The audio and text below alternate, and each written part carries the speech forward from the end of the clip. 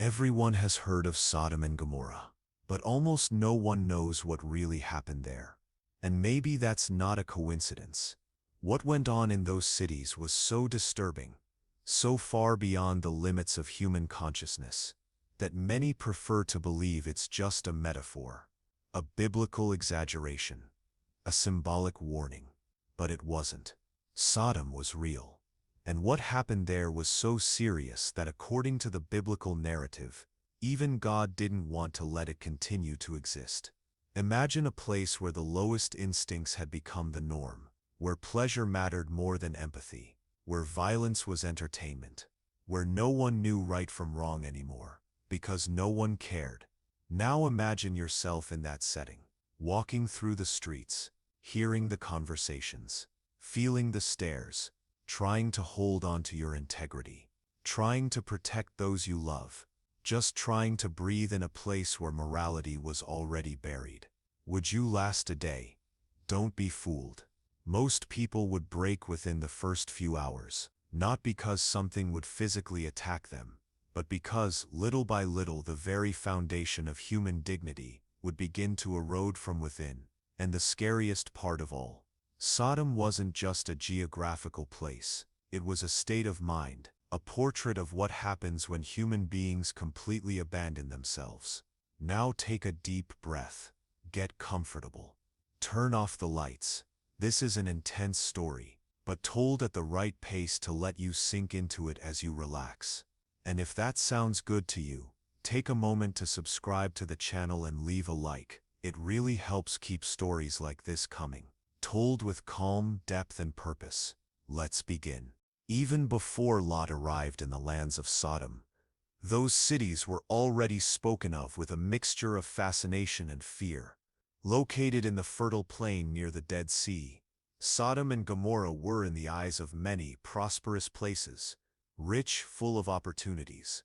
But just listening to the stories more carefully was enough to realize that something there was wrong.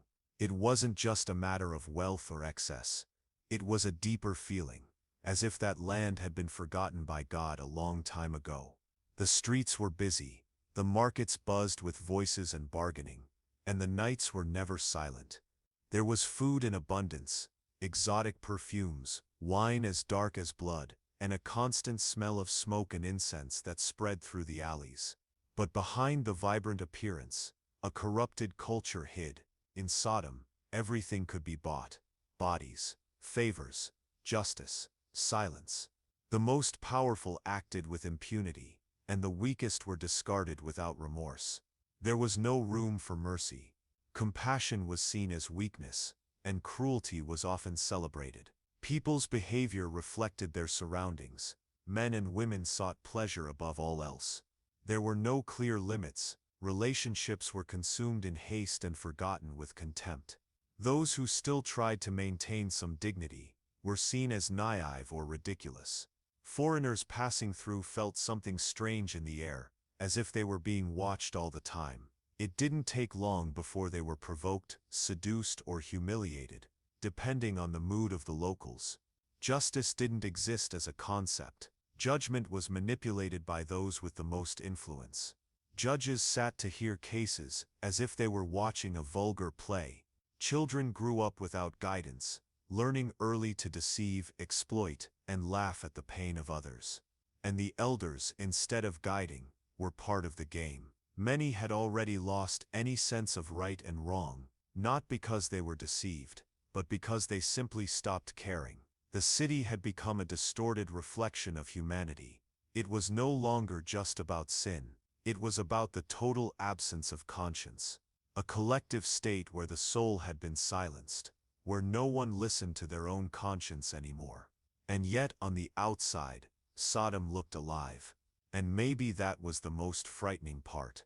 Because evil, when dressed as normality, becomes almost invisible. It was to this place that Lot decided to go with his family, believing he had found a promising land, unaware that he was about to step into the center of a story that would be remembered for millennia as a warning, a line that once crossed cannot be undone.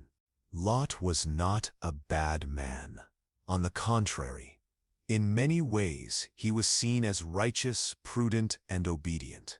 He walked alongside his uncle Abraham, following him on journeys through distant lands, trusting his wisdom and respecting the promise God had made to the patriarch. For a long time, Lot lived modestly in tents, tending his flocks and prospering through the work of his own hands. He was a man of faith, but also of ambition, and it was precisely that ambition disguised as discernment that changed the course of his life forever. At that time, Abraham and Lot had already accumulated many possessions. Their herds had grown so large that the land could no longer support them both, and conflicts began to arise between their herdsmen. Instead of letting this cause division or resentment, Abraham, with wisdom, proposed a peaceful separation. He asked Lot to choose where he would like to go, assuring him that he would take the opposite path, a gesture of trust and detachment. A gesture that spoke volumes about Abraham's heart. And it was at that seemingly simple moment that Lot's destiny began to be shaped. Faced with his uncle's proposal, Lot lifted his eyes and looked upon the land before him. Before him stretched the fertile and green plain of the Jordan, like an oasis in the dryness of the desert. It was a captivating sight. The waters flowed abundantly, the trees grew strong, the fields seemed to promise ease and plenty, and beyond the plain, the cities of Sodom and Gomorrah stood with grandeur. Lot saw prosperity, he saw stability, he saw safety for his family, but above all he saw an opportunity to grow more, to conquer more, to live more comfortably. And this is the point where his discernment began to blur with desire. He knew who lived in those cities, he knew their reputation, he knew Sodom was not a place for the godly, but he chose to ignore it. The beauty of the land spoke louder than the depravity of its inhabitants. He did not enter Sodom immediately. First he moved closer. He pitched his tents near the plains. He tended his herds from a distance. But little by little, like someone getting used to the smell of the place, he allowed himself to get closer. First for trade, then to ease transportation, later perhaps to be closer to where decisions were made. And when he realized it, he had already crossed the gates. He was already living inside the city. Greed rarely presents itself as such. It disguises itself as prudence, as strategy, as foresight. And that was how Lot justified his choice. In his heart he perhaps believed he could remain righteous even when surrounded by unrighteousness, that he could protect his family even while immersed in a depraved environment, that his integrity would be enough to resist the setting. But the truth is, no one lives in Sodom with impunity. Over time, Lot came to be recognized among the city's leaders. He sat at the gates, where judges and elders gathered to deliberate. That said a lot. He had gained respect. He had adapted. Perhaps he even silently admired the unrestrained freedom he saw around him, and without noticing, he began to tolerate what he once would have condemned. He began to remain silent in the face of what he once would have reproved. After all, questioning too much meant losing space, losing status, losing the position he had worked so hard to build. His wife, on the other hand, seemed to have become enchanted by life in Sodom. She enjoyed the parties, the jewelry, the rituals, the clothes, the flavors, and the luxuries the city offered. The daughters grew up in that environment, hearing the conversations, learning the customs, absorbing values that clashed with everything Lot had learned from Abraham. And even so, he remained there, perhaps believing the situation was temporary, that it was just a phase, that there would still be time to change, that nothing serious would happen, that somehow they would be spared. But the truth is, Sodom had already touched him. That's the danger of getting too close to what we know can corrupt us. Sometimes we don't fall all at once. We give in little by little. First we ignore, then we rationalize, next we accept, and when we finally realize, we're already inside, we're already a part of it. We can no longer distinguish what is pure from what is convenient. Lot was still a good man, but he was divided. He tried to protect his family, but had put them all at risk. He tried to preserve his principles, but had already crossed silent lines. And it was at that exact point, in that moment of apparent stability but deep spiritual fragility, that something extraordinary was about to happen. Two figures would appear on the horizon. Two men, seemingly ordinary, but carrying a mission that would change everything. They were coming not just to visit the city, but to test it, to confront it, and above all to seal its fate. Lot didn't know it yet, but that night would be different from all the others, and everything he chose to ignore would come to light. That night would be different from all the others. But the city didn't know it yet. It was still surrendered to its noisy, vibrant, and decadent routine. While Lot prepared his home, as he always did at the end of the day, the city of Sodom continued the same cycle that had become part of its daily life, a cycle that began at sunset and only ended when the last body collapsed from pleasure, drunkenness, or violence. Nightfall in Sodom was a spectacle of its own. The narrow streets filled with voices, laughter, screams, and drums. Windows opened, and from the houses came the scents of roasted meats, wine-soaked fruits, and strong incense, more to mask than to perfume the air. Women leaned from balconies as if they were for sale. Men walked in groups, drunk or aroused, in search of entertainment, of flesh, of dominance. And in the middle of it all, children grew up as if that world were the only one possible. In the squares, games and bets moved coins, bodies, and intentions. The elders had already lost any sense of shame. They laughed loudly, drank quickly, and mingled with the younger ones as if time didn't exist. Everything there was permitted. Everything was justifiable. As long as it was pleasurable. As long as it was advantageous. As long as it didn't involve responsibility. There was no silence in Sodom. No pause. Every corner offered something. Every alley hid a scene. The city didn't sleep because it didn't want to think. And anyone who tried to escape that spiral was seen as a coward, arrogant, or at the very least, strange. The norm was excess, and excess was the unquestionable rule that kept the city standing, at least, apparently. Lot watched all of this with a divided gaze. There were moments when he seemed distant from it all. He would retreat into his home, close the doors, and try to create an environment where his family could be protected from what was happening outside. But there were also moments when he seemed resigned, perhaps tired, perhaps defeated, perhaps resigned, like someone who chooses to accept the world as it is, even knowing something is wrong. Lot's daughters, now grown, didn't see the city the same way. For them it was normal. They knew no other reality. They had friends who wore fine fabrics, who danced in the streets, who spoke openly about carnal pleasures. They grew up hearing indecent jokes, witnessing bloody fights, smelling the constant scent of desire in the air. And over time, it no longer felt strange. Lot's wife, on the other hand, had adapted easily. She didn't share her husband's unease. She felt drawn to the city, not necessarily to its excesses, but to the sense of belonging, the appearance of freedom, the colors, the movement, the possibility of living a life she never had while traveling with Abraham's family. The necklaces, the perfumes, the parties, all of it spoke to some dormant part of her, something that now had form and voice. It was common to see men being dragged through the streets, not for committing crimes but for disrespecting some invisible hierarchy. It was common to see bodies being touched without consent. It was common to see the strong laughing at the suffering of the weak, as if the pain of others were part of the night's spectacle. And even more common was seeing the entire city accept it as part of life. Trade prospered, but at the cost of an economy based on exploitation.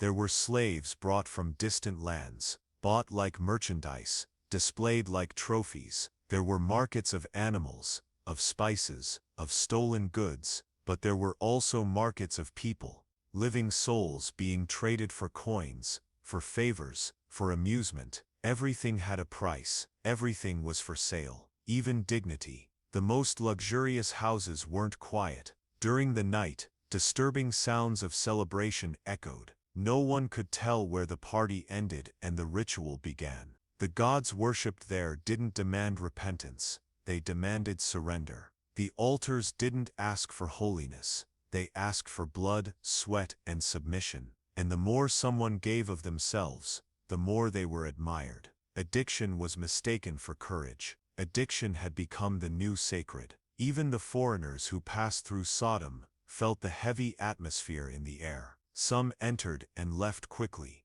disturbed by what they saw. Others became completely lost, fascinated by the absence of rules, by the promise of absolute freedom, a freedom that ironically destroyed every trace of humanity. And there were those who, like Lot, tried to balance themselves between being in and out, between what was right and what was convenient, between what they believed and what they tolerated. The entire city had built a collective identity around the denial of guilt. And where there is no guilt, there are no limits. There was no more shame, no more remorse, and above all, no more listening.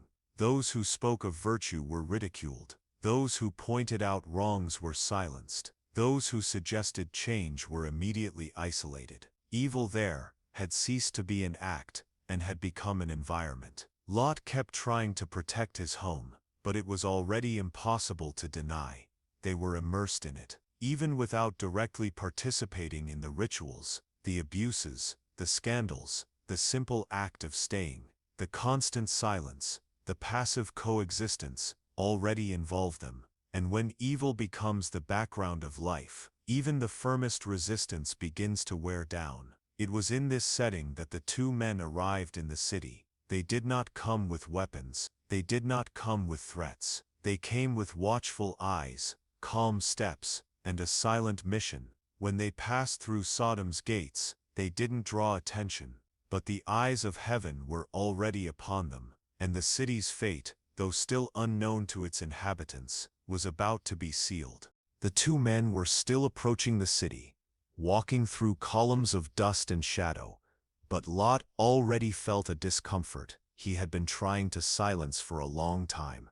It was as if something in the air had changed that afternoon, something invisible but heavy. He couldn't explain it, but he felt it. Maybe it was just exhaustion. Maybe it was that old feeling that something was about to collapse. In recent years, Lot had done everything he could to keep his home a refuge. He still prayed in silence, still spoke of Abraham's teachings to his daughters, still avoided attending the city's festivals. Sometimes he would close all the windows so the nighttime sounds wouldn't penetrate the walls. Sometimes he would leave early from the gatherings at the city gates so he wouldn't see what happened after sunset. He wanted to believe it was possible to live in Sodom without being part of Sodom. But deep down, he knew that was an illusion he fed himself. With each passing day, it became harder to maintain the difference. The city applied pressure, not with force, but with constancy, like a drop falling on the same spot until it shapes the stone. The neighbors' jokes, the looks of contempt from local leaders, the curiosity of his daughters, the restlessness of his wife, it all formed an invisible siege, tightening slowly, and Lot resisted. But resisting in silence is also a burden. He still made a point not to bow to perverse rituals, not to take part in celebrations that mix sensuality and sacrifice, not to sell his word for commercial alliances. But at some point, he realized he no longer felt indignant as he once had. He merely withdrew, merely closed his eyes. Integrity had started to become weariness. Faith, routine, hope, an empty habit. Inside his home, things were no longer as they once were. His wife, though respectful, no longer listened to his spiritual advice. She no longer joined him in prayer. She preferred to chat with neighbors, catch up on the latest news, prepare banquets with ingredients from the city, follow local customs. His daughters, young and full of questions, saw their father as outdated. They admired Sodom's brilliance. The bold clothing, the endless parties, the way everything seemed so easy there. Lot noticed all of this, but no longer knew how to talk to them. He felt like a stranger in his own home. Sometimes he looked at himself and asked, "What have I done?" He wasn't only referring to the decision to live there, but to the series of concessions that had led him to that point, the decision to draw near to the city, then to enter it, then to adapt, and finally, to stay. When had he stopped being a pilgrim and become a citizen? When had survival become more important than purity? When had he stopped fighting?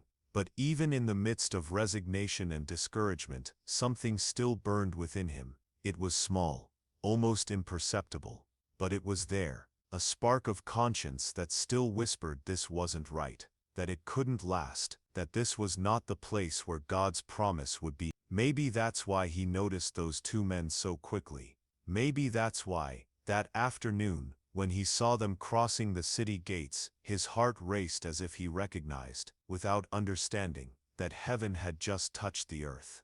Lot went to meet them, not out of curiosity, nor from shallow hospitality, but out of intuition. Because he knew, somehow, that this visit was not ordinary, that those men were not like the others, and that what they had come to do was not simply to spend the night. He offered shelter, urgently, insisted, begged them not to stay in the square. He knew what the city did to foreigners once darkness fell. He knew how the people reacted to new faces, to easy prey. He had seen it be, and even tired, even divided, Lot was still deep down a good man. A man who tried, with what little he had left, to protect what was sacred. That night, while preparing dinner, Lot tried to create an atmosphere of peace in his home. The food was simple, the conversation respectful, but there was tension in the air. He felt it, the guests felt it, and outside, the city continued to stir like a hungry beast, prowling the windows, sniffing for something new. Then came the shouting, hurried footsteps, harsh voices, knocks at the door. A group of men demanding to see the visitors, not to meet them, but to use them, to violate them, to turn their presence into a spectacle. That was how Sodom welcomed outsiders, not with hospitality, but with domination. That was what Lot had tried to avoid. And now it was happening before his eyes. The house that had once been his refuge became a battlefield. And there, Lot realized he could no longer hide behind neutrality. That resisting in silence was no longer enough. That evil, when it comes to your doorstep, demands a clear response. And that no matter how much he had tried to protect his family in secret, he would now be forced to make his choice public, to stand with the city or with heaven. But Sodom was already in motion, and the men outside would not take no for an answer. That night, boundaries would be tested, and masks would fall, including Lot's. They arrived at dusk. Two men walking side by side, with firm yet discreet steps. They wore no noble cloaks, and didn't draw attention by their appearance. To any citizen of Sodom, they looked like ordinary foreigners. But there was something about them that unsettled the eye. A presence too serene for that place. A silence that seemed to observe everything around, with a calm that wasn't human. They walked like those who are not afraid, but also like those who do not belong to the land they tread. Lot saw them as soon as they approached the city center. He knew the faces that circulated there. He could recognize a visitor. But more than that, he felt something he couldn't explain. A calling. A warning, as if his body had reacted before his mind could understand. Suddenly the city's conversation seemed louder, the faces more aggressive, and the night closer. Without hesitation, Lot walked toward them. He didn't wait for them to ask anything. He greeted them with reverence and insisted they come to his home. The offer by Sodom's standards was strange. The travelers hadn't even introduced themselves. They hadn't asked for shelter. But Lot knew what happened to strangers who spent the night in the square. He knew what the city did to those who had no protection. And more than that, something inside him begged to get them out of there. As if he knew somehow that the city's fate was being watched.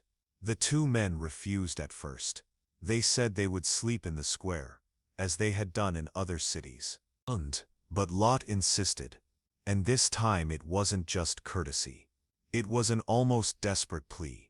was an almost desperate plea, like someone who knows that, if they don't intervene, something terrible will happen. The city was not like the others, and the night approaching would not be like the others. At last they accepted. When they entered the house, Lot felt a strange relief, as if for a moment he had protected something he couldn't name.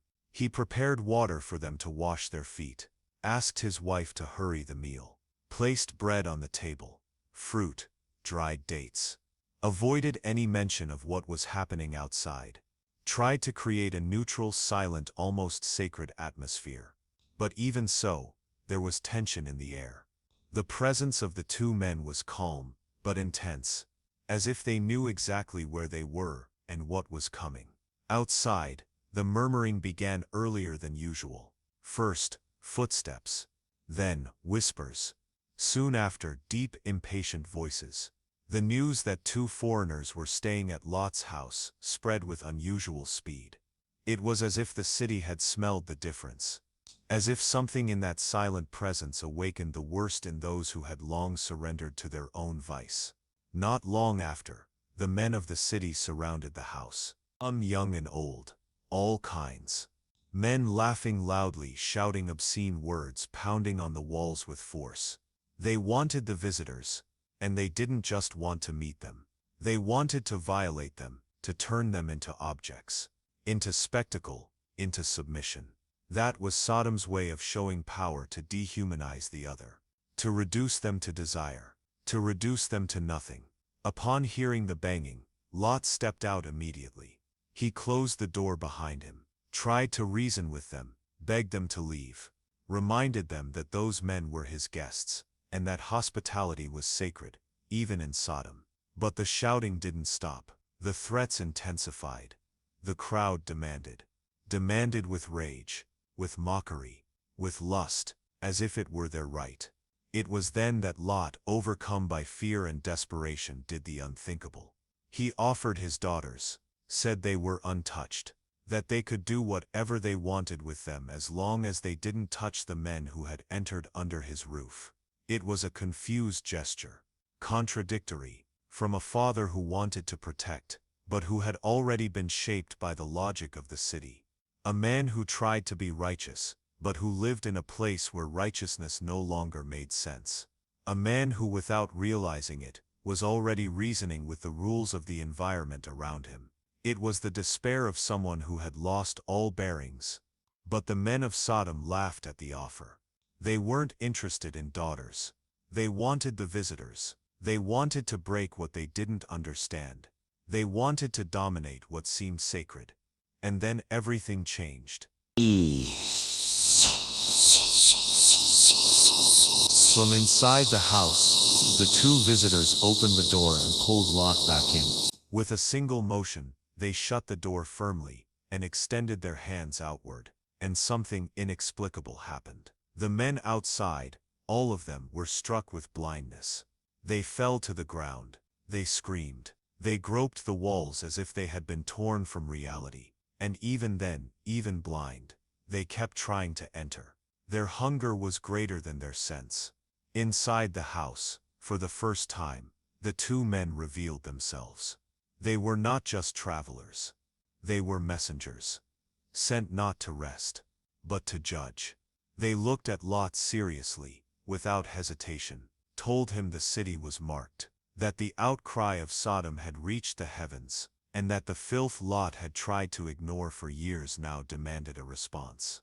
The destruction was certain, irreversible, and there was only one choice left: to leave, and to leave immediately. Take his wife, his daughters, his sons-in-law, everything he loved, and depart at dawn. Lot remained silent. What he had always feared had finally arrived. And what had he done until then to stop it? The destruction of Sodom would not be because of a single sin. It would be because of the accumulation of silences, of indifference, of the total inversion of order. And now, for the last time, heaven extended a hand to a man who still hesitated between escape and comfort. That night, Lot saw more clearly than ever what the city had become. But time was running out, and the decision to leave or to stay had to be made before the sun rose. In that early morning, with the house surrounded and chaos spreading through the streets, the last spark of honor in Sodom burned within the walls of Lot's home. The city outside cried out for perversion, but inside, Lot tried to keep alive a value that seemed forgotten: hospitality. In the ancient world, welcoming a foreigner was not just a gesture of kindness, it was a sacred act. It meant responsibility, protection, commitment. For Lot, who had learned from Abraham the codes of honor of his people, receiving a guest into his home was something inviolable. Regardless of pressure, risk, or consequence, he felt obligated to protect those two men, even without knowing. Until then, who they really were, he had recognized them as worthy of respect, and that instinct, rare in Sodom, was what set him apart from the others. But that night was a test not only of courage but of conviction, because upholding a single value in the midst of a culture that mocked virtue required more than strength. It required clarity, it required faith, and Lot was fragile. The truth is that he had been giving in for a long time. He had already stayed silent in the face of injustice, had already accepted some of the city's rules to preserve his position, had already ignored the signs. But now there was no way to run. Violence was at his door. The city demanded a choice, while the men of Sodom shouted outside, demanding that Lot hand over the visitors. He felt the crushing weight of helplessness. He opened the door and tried to appeal to reason. He pleaded, almost begging, that they respect the sacred, that they understand those men were under his protection, that they not commit such a crime. But no one listened. The crowd laughed, insulted him, called him arrogant, said that he, being a foreigner, now wanted to play judge. It wasn't enough that he had settled there. Now he wanted to impose his morals. And it was then, under pressure, that Lot made the proposal that would haunt him for the rest of his life. He offered his own daughters, said they were virgins, that they could do whatever they wanted with them as long as they did not touch his guests. It was a desperate gesture, contradictory, a gesture that exposed just how divided Lot was between the honor he tried to uphold and the perverse logic of the city in which he had taken root. Because although he still tried to protect the old values, he was already thinking with the distorted mindset of Sodom. He already accepted the negotiation of what should be untouchable. He already believed that something pure had to be sacrificed to preserve something sacred. But what is honor if it demands that kind of currency? You cannot protect good by harming the innocent. And perhaps for that reason, God did not allow that gesture to be fulfilled. It was then that the two men intervened. They opened the door, pulled Lot inside, shut it firmly, and did something no human force could do. They struck blind all the men outside. All of them, without exception, were disoriented. They screamed, groped, stumbled over one another like animals blinded by their own rage. Still, they tried to find the door. The blindness was not only physical, it was symbolic. Because the men of Sodom had been blind for a long time, they no longer saw others as human beings, no longer saw themselves as creatures with souls, no longer saw evil as evil. The punishment that came upon them was in truth merely the revelation of what they were already living: complete darkness. Inside the house, Lot trembled, heavy breathing, shaking hands. He had tried to uphold an ancient value in a world that considered it madness, and he had nearly destroyed what he most needed to protect. The attempt to be righteous in an environment where justice had been twisted nearly led him to commit an irreparable mistake. The two men then spoke clearly. There was no more time. They revealed their identity, messengers of the Most High, and their mission was not just to observe, it was to act. The city was condemned. The corruption had surpassed all limits, and the cry of the innocent, long ignored, had finally reached heaven. The decision had already been made. Judgment was underway. The destruction would be complete, unavoidable. and only Lot and his household would be spared. But for that to happen, they had to leave. Immediately, they told him, "Gather your family. Leave this city. Leave everything. Don't look back. Don't mourn. Don't hesitate." Lot's reaction was one of astonishment.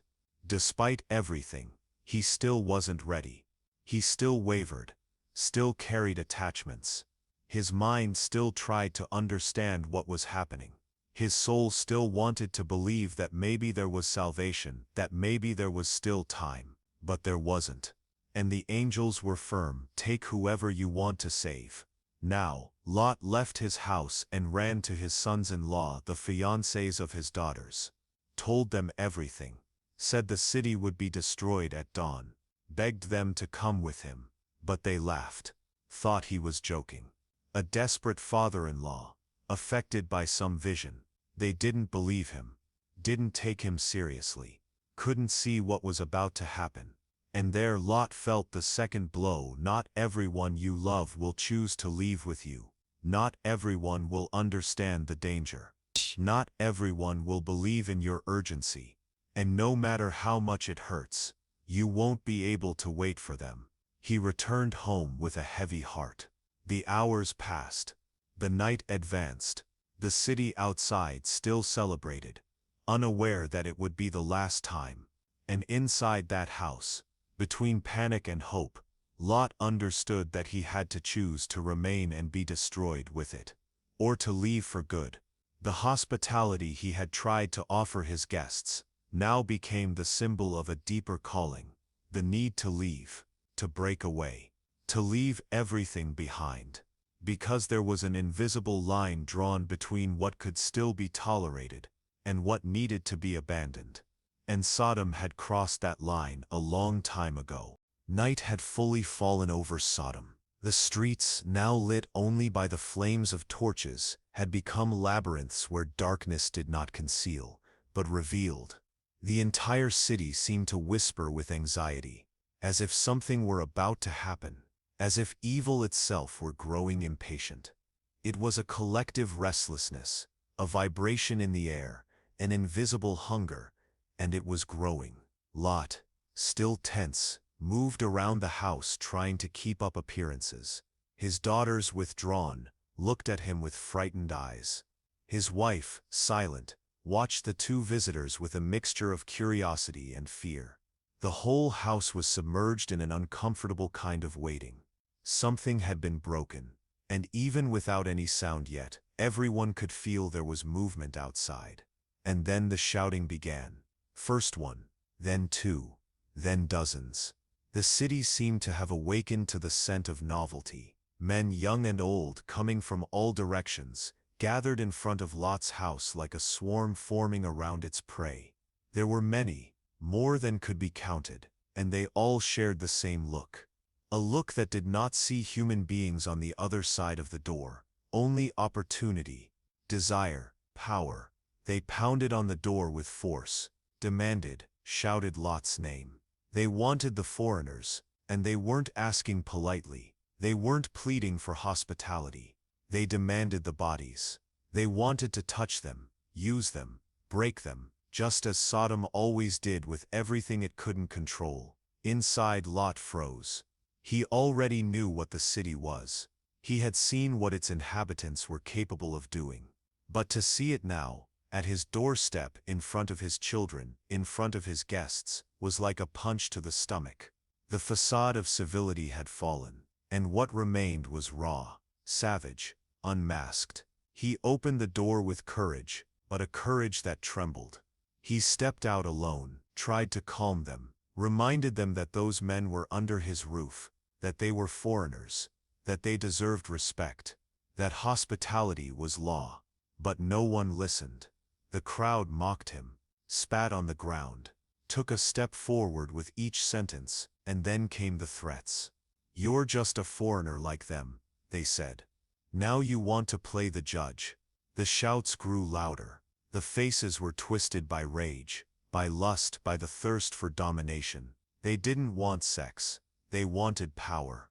They wanted to show that nothing, absolutely nothing, was sacred in Sodom, that anything, anyone, could be taken, that there were no more boundaries. And then came Lot's desperate gesture, offering his daughters. Two young women who had never known a man. He was not thinking clearly. He was thinking out of fear, thinking like someone cornered, like someone who, after giving in to the world for too long, had already lost the notion of what must never be negotiated. He wanted to protect his guests, yes, but at what cost? His proposal was cruel, unthinkable, the result of a mind that, even while trying to do good, had already been deformed by the codes of a city where evil was the norm. But the men of the city weren't interested. They laughed at the offer, mocked him. Their desire was for the new, the challenging, the transgressive. They wanted the men, the guests, because they wanted the different. They wanted the pure. They wanted to destroy what had not yet been contaminated. Because those who live in the mud cannot stand to see someone clean. That's when the violence began. The crowd surged forward with force, tried to break down the door, shoved Lot with brutality. There was no more dialogue, no more masks. It was pure instinct. It was an entire city, collectively surrendered to its own ruin. But it was in that moment, on the edge between despair and surrender, that the two visitors opened the door. With a firm and serene gesture, they pulled Lot back inside, and then suddenly and silently, they extended their hands. And all the men outside were struck blind. The scene was brutal. Screams, stumbles, confusion, men falling over one another, trying to orient themselves, groping the walls, and still, even blind, they kept trying to enter. Still desired, still demanded. As if blindness had not been punishment enough. As if the body still craved evil, even when the mind could no longer understand what it was doing. It was then, in that moment, that Lot understood that Sodom could not be saved, that there was no redemption left, that there was no more conscience. Those men had already crossed the line. They were not just physically blind, they were spiritually blind. They no longer knew what was truth, what was evil, what was human. The siege of his house was the reflection of something greater, the siege of the last spark of conscience that still resisted in that land. And now it too was about to be extinguished. Inside, Lot's wife wept. The daughters trembled. The two visitors, now clearly angels, were calm. They already knew what to do. Destruction was no longer a possibility. It was a certainty. The city had revealed itself, and when evil reveals itself completely, the time for mercy ends. They said to Lot, "Gather your people. Leave everything. Do not look back." And so, with the house still surrounded by screams and darkness, the countdown had begun. Mercy, so long extended, was taking its final breath, and justice at last would rise. Just before the touch that would blind the crowd, there was a moment when time seemed to stop, and Lot, alone at the door of his house, made a decision that would mark him forever. The siege of his home was not only physical, it was spiritual, moral. It was the moment when everything he believed himself to be, everything he had tried to protect, was backed against the wall. On the other side of the door, dozens of men were demanding that he hand over the visitors. They shouted their desires with vile words, threatening gestures, and eyes inflamed with violence. Lot knew what they would do to them. He knew that if he handed over the strangers, it wouldn't just be a disgrace to his house, it would be the violation of the last trace of dignity that remained there.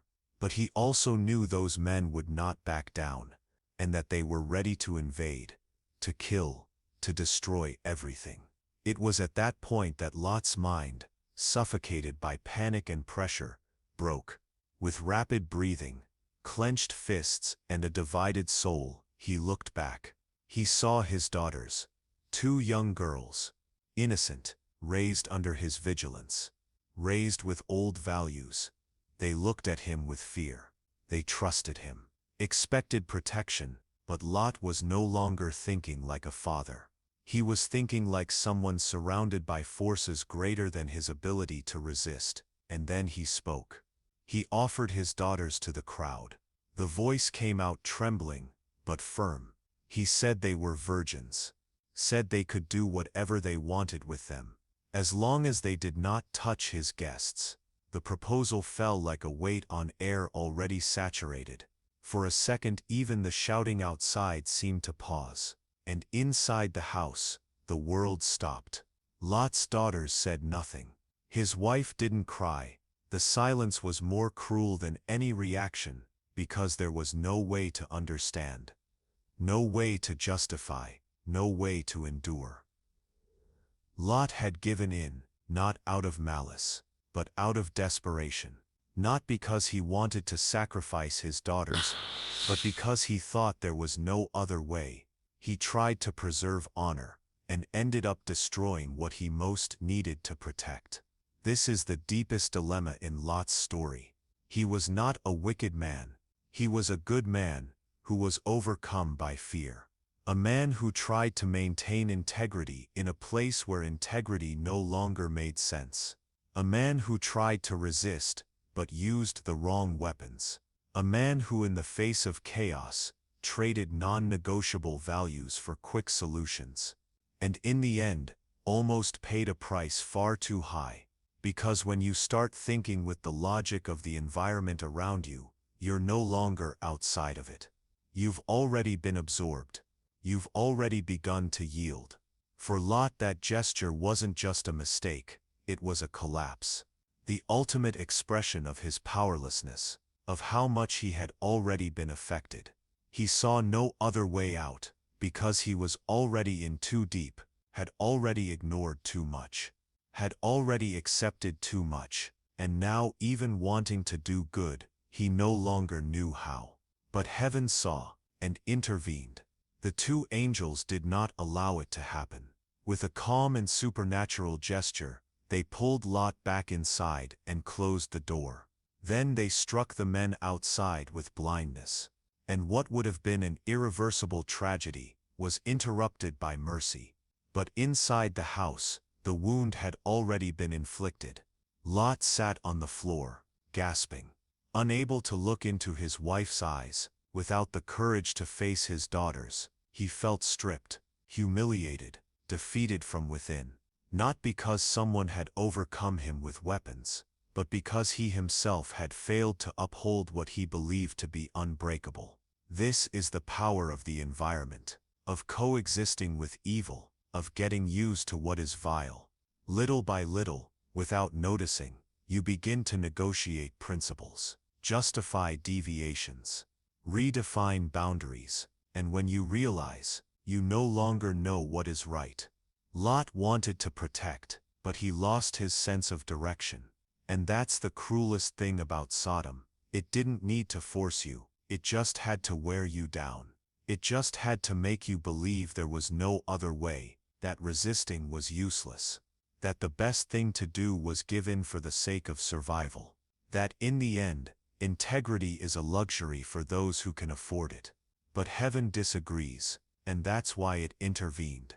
The presence of the angels that night was not just to destroy, it was to reveal, to expose, to show how far an entire city, and even a good man, could go when choosing to live on the edges of what is acceptable.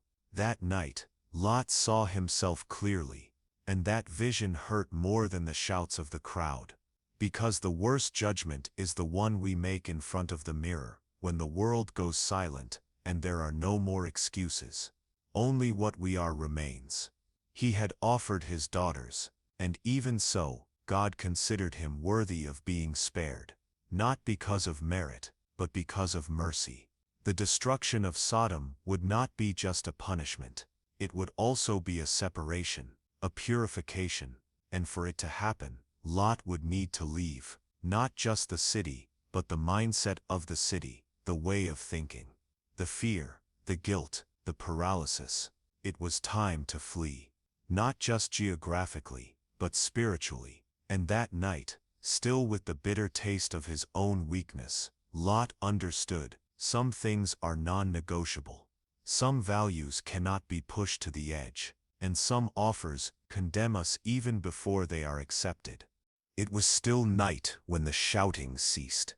Outside Lot's house, the crowd slowly dispersed, confused, blind, wounded, yet still driven by impulses. Even the darkness couldn't restrain. Even deprived of sight, the men of Sodom groped along the walls, stumbled over one another, and still tried to find the door. It was as if the desire driving them had become stronger than reason, stronger even than pain. But inside the house, something had changed. The tension was no longer one of fear. It was something greater, solemn, immediate. The two visitors, now clearly angels, stood tall, firm, serene, but with an urgency not seen before. The mask of humanity had fallen. Now they spoke as emissaries of an absolute power. The city, they said, had already been judged, and the verdict was final. There was no more time. There would be no appeal, no pleading, no second chance. The sentence of Sodom had been written above, and the fire was already lit. They turned to Lot. Their eyes bore no anger, no contempt, but responsibility. The same responsibility now resting on that man. He would be spared. His family too. But only if they obeyed. And to obey now meant one thing. Leave everything. Flee with urgency. Do not look back. Lot heard them, but hesitated. His mind was still processing the events, still thinking about his sons-in-law, the house, the fields, the possessions, the memories, still trying to understand if it was real, if this was truly the end. How could he leave, just like that?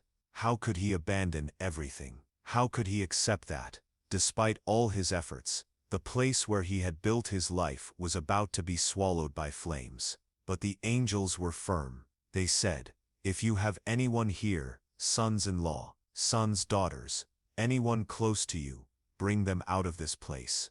For we are going to destroy this city. The outcry against it has reached the Lord, and he has sent us to destroy it." The language was clear, direct, irrevocable.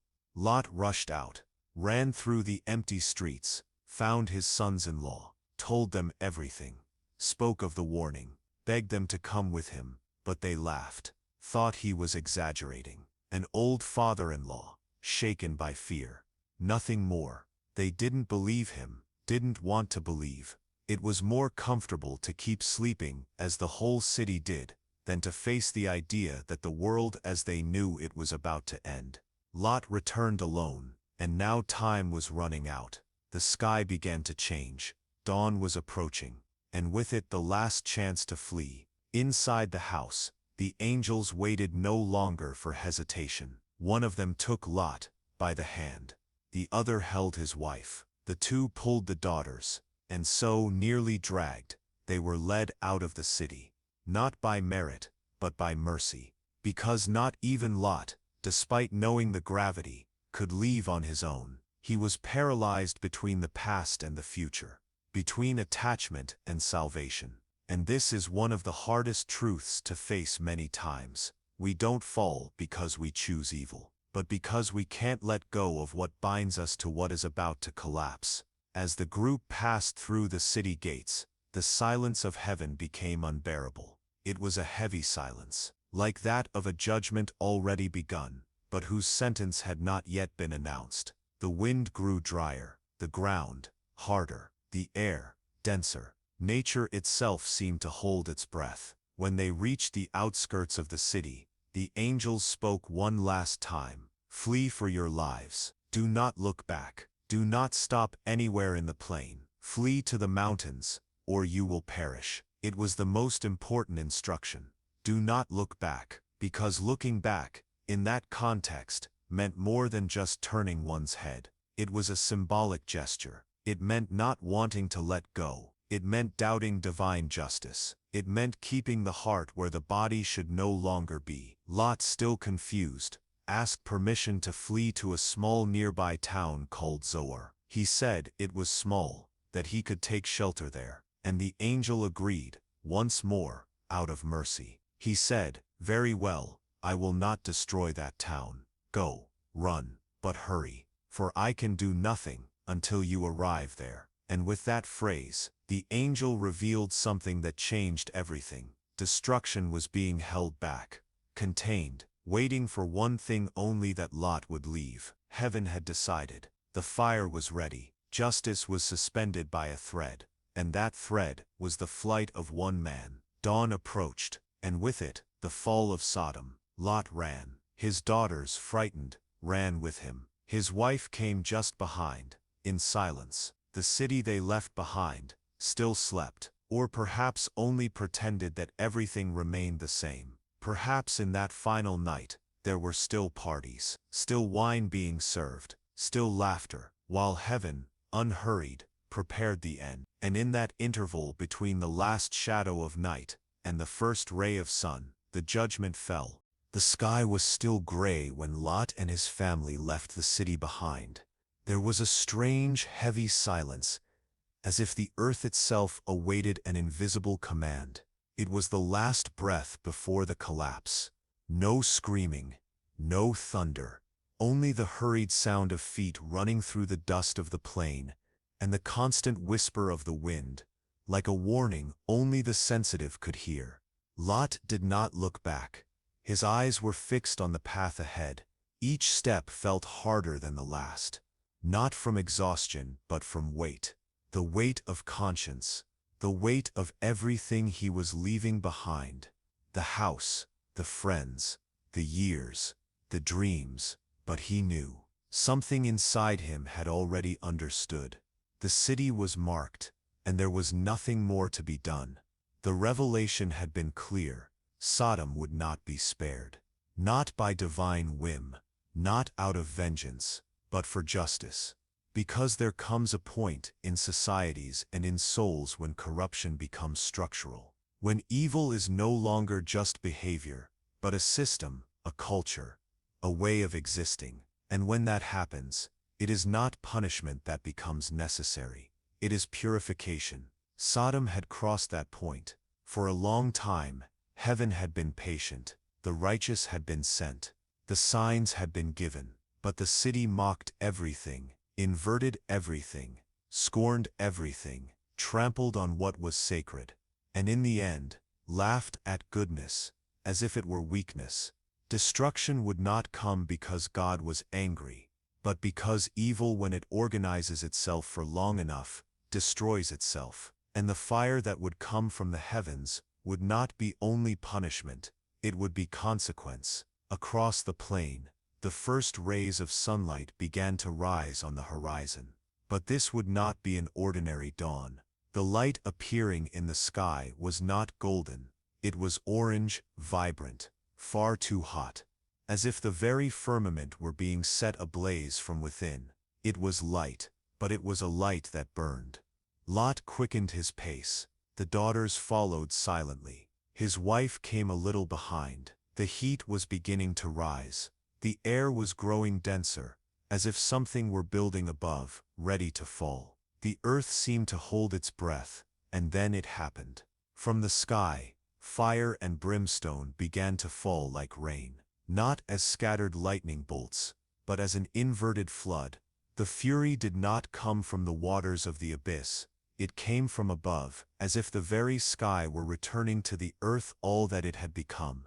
It was light and destruction blended together. It was sound and silence at once. It was the full revelation of what had been ignored for so long. The houses were consumed in seconds. The temples collapsed like dry leaves. The streets where the people once walked now melted underfoot. The screaming began, but it was too late.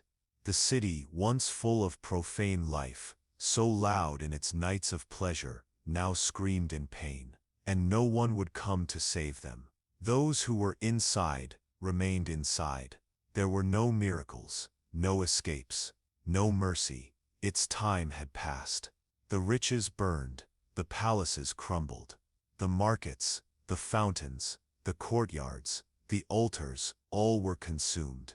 And in a short time, Sodom and Gomorrah were no longer cities. They were only smoke. ash. Indistinguishable ruins in the middle of the desert, an uncomfortable memory, an eternal warning. But the most tragic part was not the destruction. It was what happened in the moment, just before it. As they ran, Lot's wife hesitated. She didn't fall, she didn't stumble, she wasn't struck directly by the fire. She simply looked back. And in that gesture, she revealed where her heart still was. The glance was not mere curiosity. It was attachment. It was longing. It was desire. It was regret for having left, for leaving behind everything she had embraced, her home, her life, her pleasures, her status. She couldn't fully move forward. Part of her still belonged to Sodom, and there in the middle of the escape, she became salt. Her body was petrified, her movement frozen, her journey cut short. The Bible doesn't explain in detail how it happened, but the meaning is clear. Those who look back with the heart no longer belong to the future. Lot did not stop. Perhaps he heard the sudden silence of his wife. Perhaps he felt her absence behind him. But he did not look back, because he knew. And because he knew, he kept going. The daughters also continued, silent, broken, but alive. Sodom burned behind them, but the true destruction had been avoided, because it was not only about escaping the flames, it was about leaving the system that caused them. It was about renouncing everything that had been built on top of evil. And when the revelation was complete, when the city became smoke and silence reigned over the ashes, the earth breathed again. The sky, now clear, watched from above. Justice had been done, and the memory of Sodom would not disappear. It would be told and retold for generations, not as a horror story, but as a mirror. Because the truth is, Sodom was not an isolated event. Sodom is everything that humanity becomes when it silences its own conscience. And destruction does not come as punishment. It comes as consequence. The night was nearly over when the angels spoke to Lot one last time. The house still carried the scent of fear and tension. Outside, the city seemed quiet, as if it had returned to its false normalcy. The streets were no longer crowded. The laughter had ceased. The shadows slowly withdrew, as if Sodom itself sensed what was about to happen, and yet still pretended not to see. Inside the house, the scene was one of exhaustion. Lot's wife sat in silence. The daughters, eyes downcast, trembled. And Lot, still standing, breathed as if each movement required effort. The revelation from the previous night weighed like a sentence carved in stone. Time was no longer an abstraction. Now each second was a thread of life, and the angels were clear. They had to leave by dawn. They were not making a suggestion. It was a command, and it came with urgency.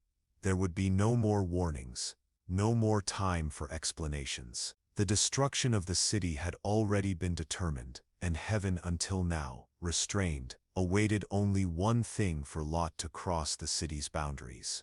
But even with the clear warning, hesitation still clung to Lot's soul like a persistent shadow. And that is a bitter truth of human nature. Even when everything is falling apart, something in us insists on staying, that wants one more moment, one last conversation, one final look, one final attachment. Lot stood and walked once more toward his sons-in-law. He called out to them with a trembling but resolute voice, told them everything would end by dawn, spoke of the angels, spoke of the warning, told them it wasn't a joke, that it was now or never. But they laughed as if he were mad, as if it was all just the hysteria of a frightened old man. They didn't see what he saw, didn't feel what he felt. They remained bound to the illusion of stability. They thought the world would continue as it always had, that nothing would really change. And in that moment, Lot understood one of life's most painful truths. Not everyone you love will want to leave with you. Not everyone will understand the gravity. Not everyone will accept the change. Not everyone will believe in the collapse until it swallows them whole. And no matter how much it hurts, you cannot wait. When he returned home, the angels were standing, ready, waiting. But they would not wait much longer. The sky was changing. There was something different in the air. The sun had not yet risen, but the darkness seemed to part, as if the world was holding its breath. It was that precise moment when night begins to give way to day, and with it, the sentence would come. The angels looked at Lot, and no longer asked. They took him by the hand, took his wife, took the daughters, and with firmness, but without violence, they pulled them out. There was no more time for speeches. Now was the time for action. Now was the time for obedience. Now was the time for decision. They passed through the city in silence. The empty streets like open tombs, the walls of the houses still asleep, unaware they would be reduced to ashes in moments. No resident noticed, no sentinel gave a warning, because the end, when it comes, does not ask permission. It simply arrives. Lot looked ahead, felt each step as a separation from everything that had been. Each street left behind was a part of his story being erased. Each corner, a bond being severed. Each house, an abandoned memory. He knew he would never return. His wife walked behind, silent, said nothing. But inside her, something weighed, an invisible tie pulling backward. The daughters walked in absolute silence. Perhaps they didn't fully grasp what they were leaving. Perhaps they still believed it was an exaggeration, that they could go back, that it was just a temporary escape. But the angels knew the time for hesitation had ended. When they reached the outskirts of the city, on a small distant rise, one of the angels spoke, "Flee for your lives. Do not look back. Do not stop anywhere in the plain. Flee to the mountains, or you will perish." It was the final instruction, clear, direct, absolute. It wasn't just about physical movement. It was a total break with the past, with the mindset of Sodom, with the logic of the city. One must not look back, because the heart must be fully committed to the path ahead. But Lot, still shaken by the force of the command, made one final request. He asked not to go to the mountains, but to a nearby little town called Zoar. He said it was small, that perhaps they could live there, that he feared dying in the escape, that he needed a safe place, and the angel once again relented. Not out of weakness, but out of mercy. "Very well," he said, "I grant you this. I will not destroy the city of Zoar. But go, quickly, for I can do nothing, while you are still here." And with that phrase, time became real. The destruction was already suspended above, like a dam about to burst. The judgment of God was not in doubt. It was merely waiting for justice to be preserved, for the last seed of faith to be pulled from the mud. The sun began to rise, the sky increasingly heavy, the city still asleep, and Lot ran. Because now he knew, heaven was only waiting for him to leave so the fire could fall. The race for life had begun. The city still stood, but not for much longer. The sky no longer concealed its restrained fury. The air was thick, vibrant, as if thousands of silent thunderclaps were accumulating above the clouds. But for Lot and his family, the challenge was not yet the destruction. It was letting go. They hurried across the plain, with the angels guiding them to the last safe bend. Lot kept his eyes ahead, heart racing, sweat pouring down his face. There was no time for words. Only the sound of heavy breathing, the friction of feet on dry earth, and the unsettling silence growing behind them. A silence that seemed to carry the tension of the entire universe. But something was wrong. Lot could feel it, without needing to look. A delay, a wait, a rhythm that broke the harmony of the escape. It was his wife. She was right behind, but her steps no longer held the same firmness. Her breath was uneven, but not from physical exertion, rather from something more subtle, more intimate, more dangerous. She hesitated, and it wasn't just any hesitation. It was a silent resistance, expressed in the eyes that occasionally turned backward, in the thoughts no longer fixed on salvation, but on what was being left behind. in the feelings that even amid danger, still clung to what was now forbidden. She didn't cry, she didn't scream, but each of her steps felt like a painful farewell, not to a corrupted place, but to a life she wasn't ready to abandon. Because to her, Sodom wasn't just a city, it was home, it was familiarity, it was history, it was identity. There were her memories, the scents she had learned to love, the clothes she wore with pleasure, the neighbors with whom she exchanged recipes and remarks, the mirrors that reflected her vanity, the security of knowing where everything was, the place where she had built herself as a woman, as a wife, as a social figure. And now all of that burned, not in flames, but in absence. She couldn't continue with her whole heart. She was divided. Her body obeyed the angels, but her soul still wandered the streets of Sodom. Lot didn't notice. He was ahead, focused on surviving. The daughters ran just behind, frightened, but obedient. But the mother was retreating within. It was at that point, that exact point where the heart falters, that her fate was sealed. She stopped. It took just an instant, an impulse, a fraction of a second between doubt and action. She looked back, and there, everything was lost. The glance that seemed harmless was in truth a profound declaration. She didn't just turn her neck, she preferred what was left behind. She disobeyed not out of rebellion, but out of longing. And longing for what destroys us is betrayal. The command had been clear. Do not look, do not return with the eyes to what the feet had already left behind. But she looked. And in that gesture, she revealed her true home. The transformation was immediate. Her body stopped, her skin hardened, her muscles froze, movement ceased. Life was interrupted.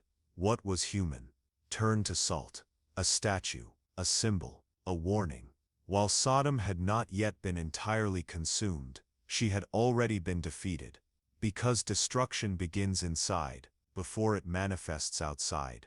Lot didn't see. He kept running. Perhaps he felt the absence. Perhaps deep down, he knew. But he didn't look back. He didn't call her name. He didn't return. Because he couldn't. Because time does not forgive those who hesitate, when there is no longer room to go back. The daughters noticed. They stopped, wanted to speak, but were pulled forward by urgency. The wind began to blow harder, and the first flame already rose on the horizon. Lot's wife did not die like the other people of Sodom. She wasn't burned. She wasn't buried. She died because of memory. She died because of the invisible bond that tied her to what should have been left behind. And because of that, her death became a statue. And her statue, a story. Thousands of years later, we still speak of her, because her gesture is also ours. How many times, even saved from the worst, do we insist on looking back? How many times do we flee from what corrodes us, but with hearts turned toward what we left? How many times do we obey outwardly, but disobey within? She is the portrait of soft disobedience, of passive resistance, of love for a toxic past, of nostalgia for a world that can no longer receive us. And that's why she turned to salt. Because salt preserves, and her death would be a preserved memory, forever. Lot didn't stop, because now more than ever he knew, mercy is in a hurry, and judgment can wait no longer. The moment Lot's wife turned to a pillar of salt was the same moment heaven stopped waiting. Until then, there had been silence, a dense silence, like held breath, like a sky that hesitated. The destruction had been suspended, waiting for the last soul to leave, the last step to be taken, the last bond to be broken. But now, everything was clear. The righteous had crossed the boundary, the hesitation had revealed itself, and the time of mercy had ended. Then heaven opened, not with light, but with fire, not with beauty, but with weight. The first impact was muffled. A dry, heavy thud, as if the very air had collapsed upon the city. Then an intense light tore through the sky, and what fell was not merely heat. It was judgment. It was brimstone. Thick flames that did not dance, they devoured. It was a different kind of fire. A fire that water could not quench, that seemed to have been born from God's own outraged holiness. Sodom was struck directly. The plazas, once filled with laughter, turned into flaming craters. The houses collapsed like paper. The markets ignited with impossible speed. The streets exploded in screams. Screams that pierced the air like arrows. Screams of those who never believed the end would come, and now cried out for help that would never arrive. The heat was so intense, the air became unbreathable. The rooftops burned. The stone columns cracked. The torches were extinguished, not from lack of fire, but because the light of hell now illuminated everything. People ran, but there was nowhere to go. The ground split beneath their feet. The bridges fell. The doors offered no protection. The cries of parents did not save their children. The city's gods were silent. No altar withstood. No priest interceded. Sodom, so powerful, so full of life, was now a convulsing body. Gomorrah nearby fell alongside her. The same sins, the same fate. The flames did not distinguish name, beauty, wealth, or age. They fell with surgical precision, as if each spark knew exactly where to land. Because this was no ordinary fire. It was pure justice in elemental form. It was the weight of every accumulated choice. It was the reflection of all that had been ignored, mocked, rejected. And then came the collapse. The foundations gave way. The ground shook, the sound of 1,000 structures crumbling mixed with the screams. The towers fell one by one, the statues of false gods shattered. The parties ended in weeping. The wine mixed with mud, the jewels melted on still living bodies. Pride vanished with the ashes, and then the sound ceased. The silence did not come as peace, it came as absence. Absence of life, of voice, of breath. Sodom was empty. All had been consumed. What was once a palace became dust. What was power became ruin. What was a city became memory. But not just any memory. A bitter one, preserved not to condemn the dead, but to warn the living. Lot was still running. He had arrived in Zoar with his daughters. Breathless, sweating, broken inside. The heat behind him still rose, even from a distance. The sky, now red, glowed with the hue of the world's end. In the distance, a black cloud rose over the plain, like a heavy curtain draping the sins of the past. There was no going back. Nothing to be found. Sodom and Gomorrah no longer existed. The map was now dust. Lot sat down, his daughters beside him. No words were spoken. He did not cry, not yet. He was numb. He knew he had survived, but did not feel whole. He knew he had been spared, but at the cost of everything. His wife, his sons-in-law, his home, his name, his history, all had been swallowed by what he had, for so long, tried to tolerate. The destruction was not only outside, it was also within the conscience, within the memory, within the silence that comes when there is nothing more to do, only to continue. And that is why the story of Sodom and Gomorrah has never stopped being told. Because it does not end in fire, nor in the pillar of salt. It continues, every time someone thinks they can play with conscience, that they can live surrounded by evil and not be shaped by it, that they can compromise a little without being completely lost. But there is a limit, there always is, and once crossed, there is no return. Sodom was destroyed, but not forgotten, because some cities must die, so that others may awaken. The fire had already begun to fall. Behind them, Sodom and Gomorrah were being consumed by a storm the world had never witnessed. It wasn't just heat, it was as if time itself was being reversed, as if everything that had been built was being reduced to the dust from which it came. But even in the face of collapsing structures, even with the smell of sulfur cutting through the air, even feeling the ground tremble beneath her feet.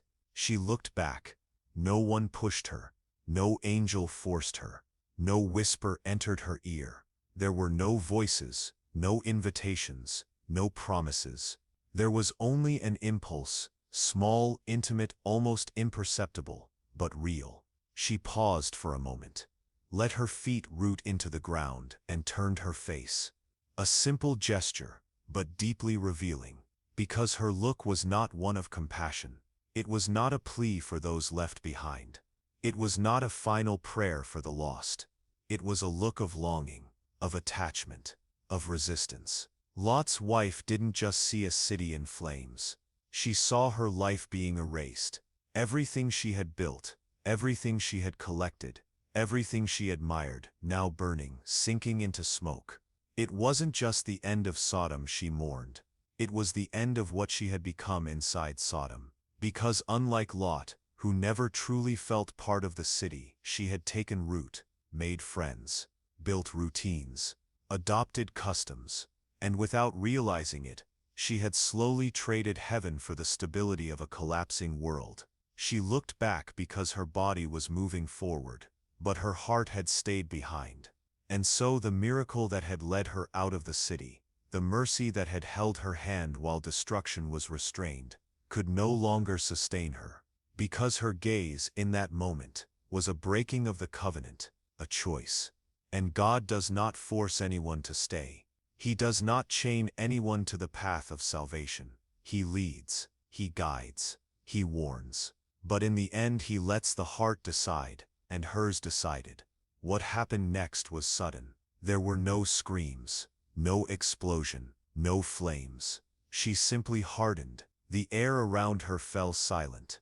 The wind which had pushed her close with force, now seemed to honor that moment. Her muscles stopped, her skin dried, her blood ceased, and what had been movement became stillness. The woman who had been walking was now a statue, a pillar of salt. It wasn't punishment, it was consequence. The warning had been clear, do not look back. And in doing so she didn't just disobey a rule, she violated a pact with the future. She revealed where she truly lived. While Sodom burned on the outside, she still harbored it within, and heaven, which burned external structures, merely solidified what had already crystallized in her soul. Lot didn't see, he kept running. But maybe in a fleeting moment he felt the silence behind him change shape. Maybe his heart tightened, maybe he noticed his wife's footsteps had stopped. But he didn't return, he didn't look. Because he knew the cost of hesitation was too great. Because in that moment, it was no longer about saving the past, but preserving what remained of the future. The daughters noticed the absence. They wanted to stop, to search. But the angels had spoken clearly. Don't look back, don't stop, don't return. And as painful as it was, they had to keep going. Lot's wife remained there, standing, motionless. A petrified witness of what happens when the body obeys but the heart refuses to leave. The salt encased her not to punish her with pain but to eternalize her as a symbol. A statue that time would not destroy, but that would tell without words an eternal truth. Some destructions only happen because we insist on looking back. It wasn't the first time God hardened something. In Egypt, Pharaoh's heart had been hardened. Not by imposition, but by revealing what already existed. And now with Lot's wife, the same thing happened. What was within became visible, and the visible became memory. Over time, that image would become legend. A pillar of salt on a dead plain, a silent marker that not all who leave are truly free, that it's not enough to be outside the city. One must also remove the city from within. And that true judgment isn't always what destroys the body, but what reveals where the heart resides. Perhaps as fire consumed Sodom, she thought of everything she was losing. The parties, the rituals, the objects she didn't take, the neighbors with whom she shared her mornings. Perhaps she thought of the mirror left on the vanity, or the dress she had chosen to wear for the next festival. Perhaps, even with burning eyes, she still wished to retrieve something. One last keepsake, a necklace, a scent, a feeling. But none of that matters when heaven closes. Sodom left no inheritance, no photos, no records. The only memory was her. She remained there on the boundary between what was and what could have been. Neither dead nor alive, neither here nor there. And that is the most tragic part. She wasn't consumed with the wicked, but she didn't reach the refuge of the obedient, either. She was cut in half, by indecision, by longing for what no longer deserved to be returned to. Lot never spoke of her again. The Bible doesn't mention her name. There is no mourning, no burial, because in a way, she buried herself, with eyes turned toward the flames, and feet aimed toward salvation, divided, and thus lost. The price of disobedience, in this case, wasn't violent punishment. It was paralysis, the inability to move forward, to grow, to be reborn. She became a symbol of everything that stops us from advancing when we insist on living by looking backward. And there she remained, between the ashes of a civilization that defied heaven, and the narrow path of those who obeyed in silence. The fire ceased, not suddenly, but slowly, like a sated beast that withdraws from its prey without haste. The sky, once heavy with smoke, began to clear. The red of the flames dissolved into shades of gray and dark yellow. The once living, furious flames now burned only at the edges of the ruins, as if mourning the end of what they had consumed. Judgment had passed, the end had been fulfilled, and then came what always follows fury, the void. Not the ordinary void, like the silence of early dawn or the rest after war. It was a deeper kind of emptiness. A silence that did not bring relief, it suffocated. A ground that no longer held history. What had been, houses, plazas, laughter, promises, sin, was now dust. A sea of ashes covered the plain where Sodom and Gomorrah had once stood. The structure had been erased. The noise had been silenced. But what remained was even more cruel: the total absence of everything. Lot arrived in Zoar with his daughters. There was no crowd waiting, no welcome. The city, small and quiet, received the three of them like survivors of a war no one else had seen. Dirty, tired, wounded inside. Zoar, as safe as it might have been at that moment, offered no comfort, only shelter, and not even that could fill what had been torn away. Lot's wife was no longer there. Her absence was impossible not to notice, but no one spoke of her. The void she left behind was too heavy to name. She had left, standing. She was there, but she didn't move forward, and now she never would. The pain of that kind of loss is different. It's not loss by death, it's loss by choice, by attachment, by the inability to release what needed to be left behind. The daughters did not cry. They did not speak. They sat with their father and remained silent. Their gaze was dry, their faces hardened, because what they had seen went beyond language. To see a city consumed by fire, to hear the screams of a crowd swallowed alive, to feel the earth tremble underfoot as everything collapses behind, is the kind of memory that lodges deep between the heart and the stomach and never leaves. Lot didn't speak either. His eyes were lost. They didn't look at Zoar, nor at his daughters, nor at the sky. They looked inward, at everything he had tolerated for too long, at all the moments when he felt he should have left, but stayed, at every small silence that fed the rot around him.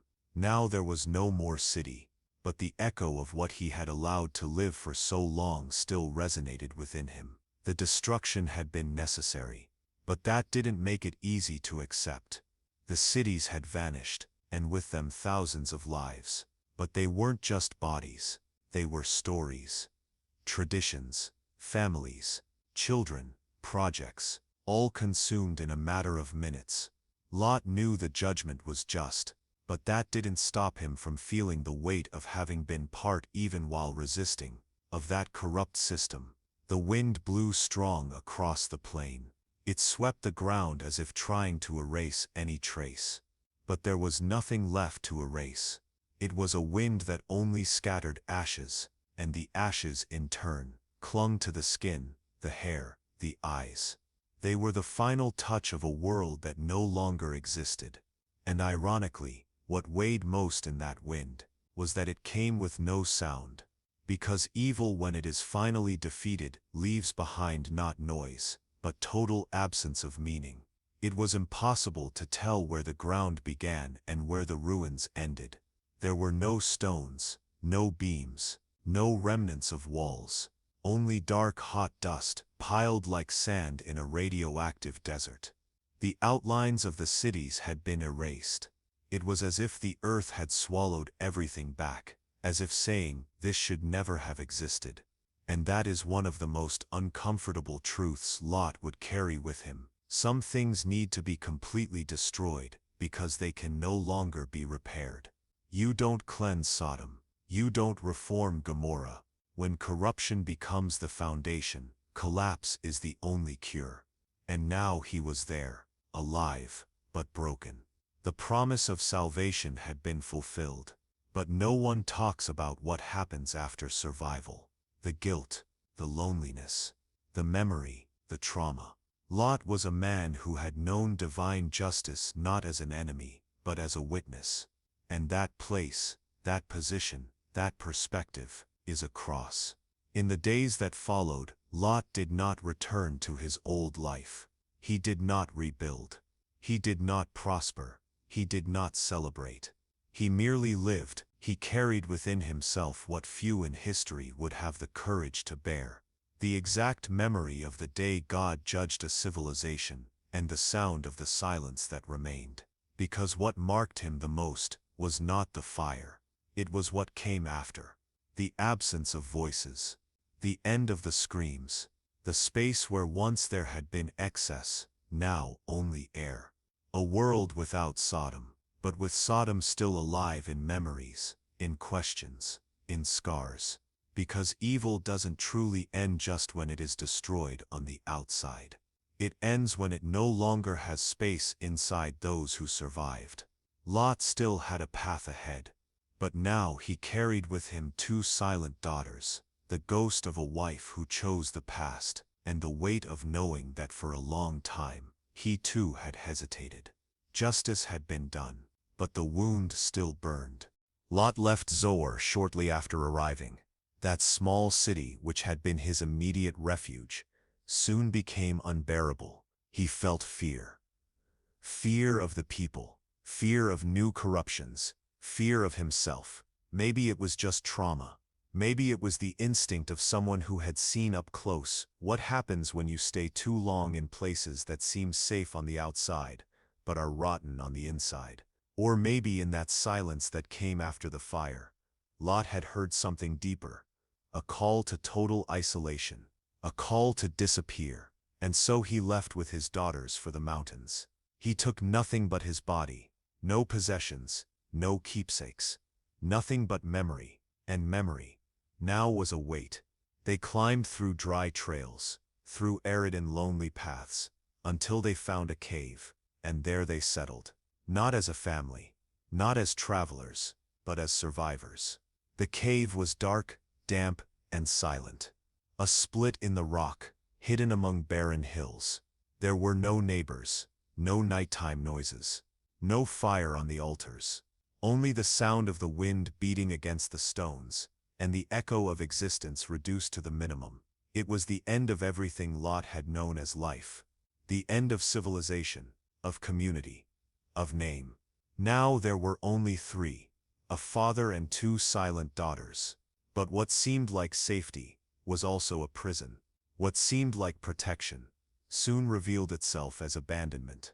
Lot no longer spoke much. The days blurred together. The nights were long.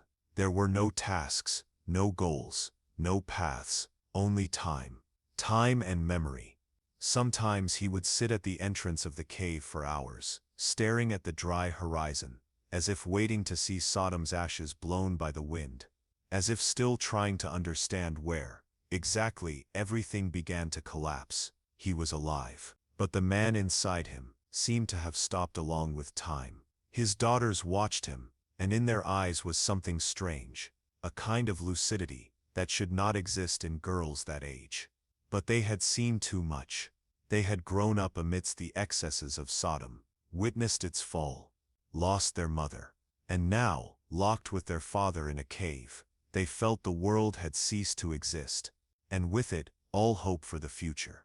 That's when anguish became decision. The two alone concluded that there were no more men on earth. Maybe they believed the destruction had been total, that God had swept away not just Sodom, but the entire world. Or maybe, in their traumatized minds, they simply used that idea to justify what they were about to do. One night, the eldest said to the youngest, "Our father is old, and there is no man on earth to come to us, as is the custom all over the earth. Come, let us make our father drink wine, and we will lie with him, that we may preserve our father's lineage." It was a twisted reasoning, born of a twisted world, daughters who had grown up in Sodom, who had breathed its customs, who had absorbed its values. Now faced with silence and solitude, they reproduced what the environment had taught them, that the ends justify the means. That preserving the lineage was more important than how it was achieved. That right was whatever was necessary. And so they did. On the first night they made Lot drunk, and he did not notice when the eldest lay with him. The next night they repeated the act with the youngest, and again he did not know. He was gone, numb, broken inside, incapable of discernment, incapable of noticing. There was no more vigilance, no lucidity, only a body that breathed and a soul that no longer responded.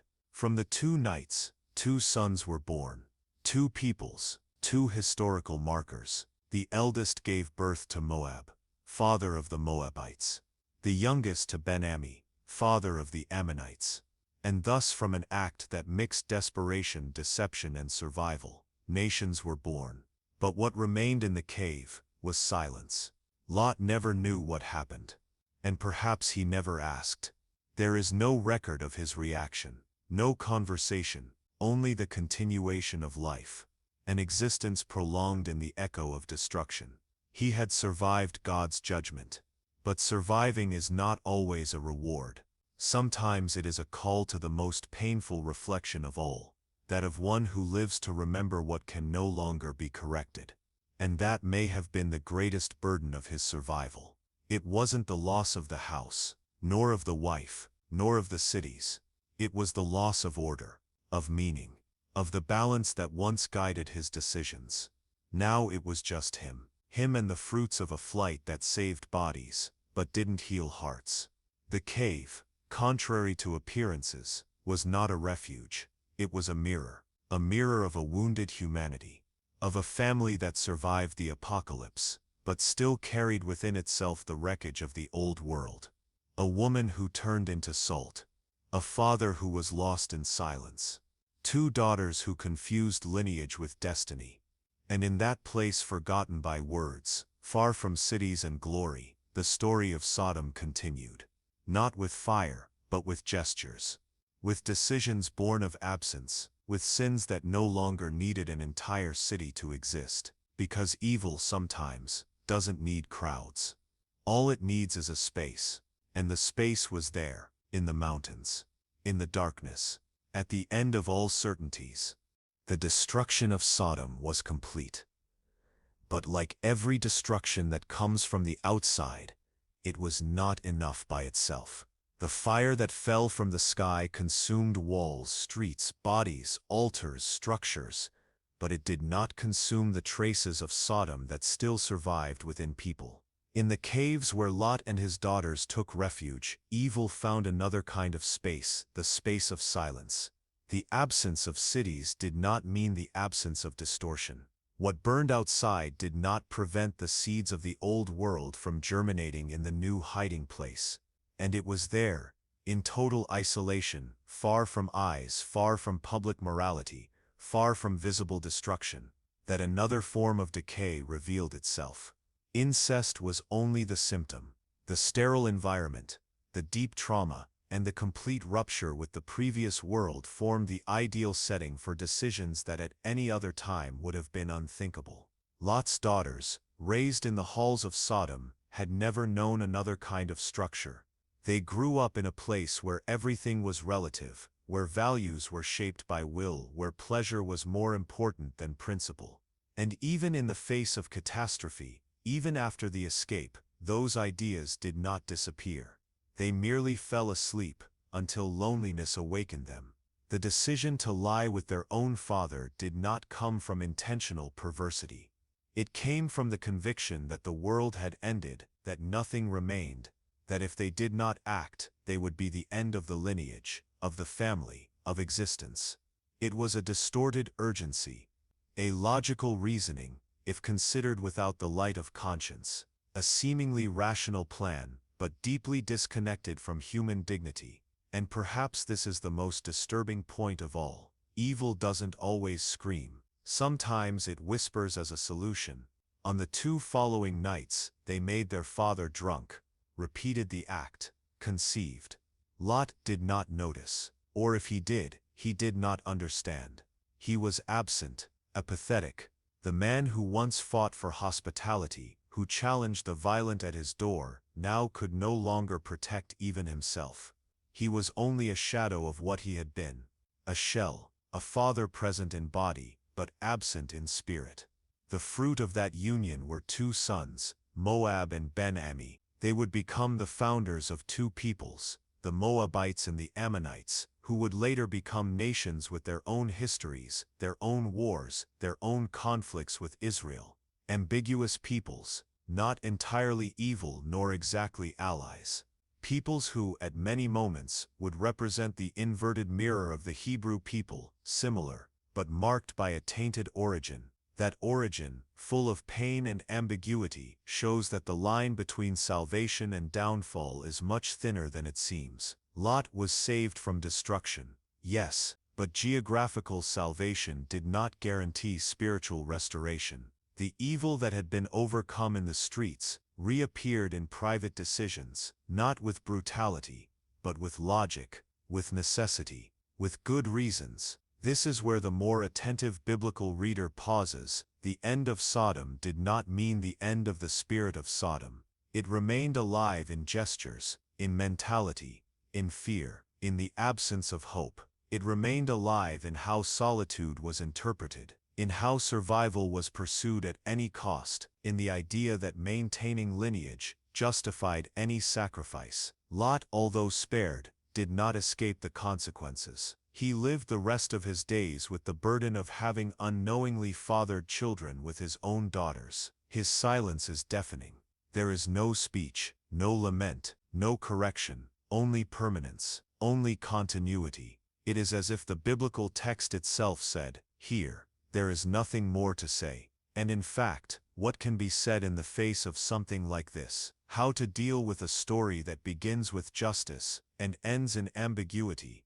How to accept that the same man who was taken by the hands of angels, who heard the sky fall upon the earth, ends his journey in a cave, blinded by wine, fathering descendants through incestuous means. This is what makes Lot's story so human, because it does not end as we expect. We expect complete redemption. We expect reconciliation. We expect a beautiful reconstruction. But instead, we get an open ending, confusing, incomplete. Because life rarely closes with perfection. Sometimes grace saves the body, but the spirit still needs time. Sometimes we survive the worst, but the worst continues to survive within us. Lot is not a villain, but neither is he a classic hero. He is a marked man, a righteous man, surrounded by the unrighteous, who nearly became one of them, a survivor of judgment, who didn't know what to do with survival. The daughters are not mere transgressors. They are the portrait of a generation formed in Sodom, trying to recreate a world without knowing how. Women without reference, without mirror, without future,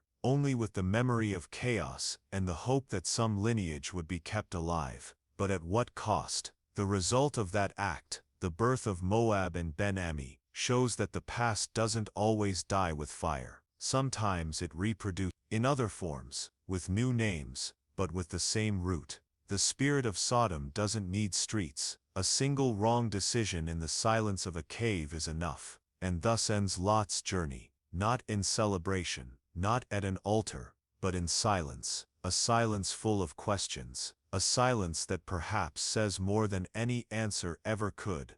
When we talk about Sodom and Gomorrah, the image that immediately forms in our minds is of fire falling from the sky. A quick, violent, definitive judgment. A punishment that left no stone upon another.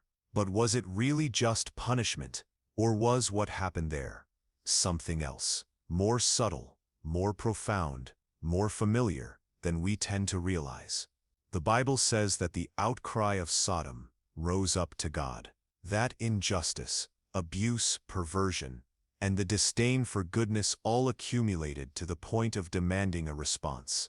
And God responded.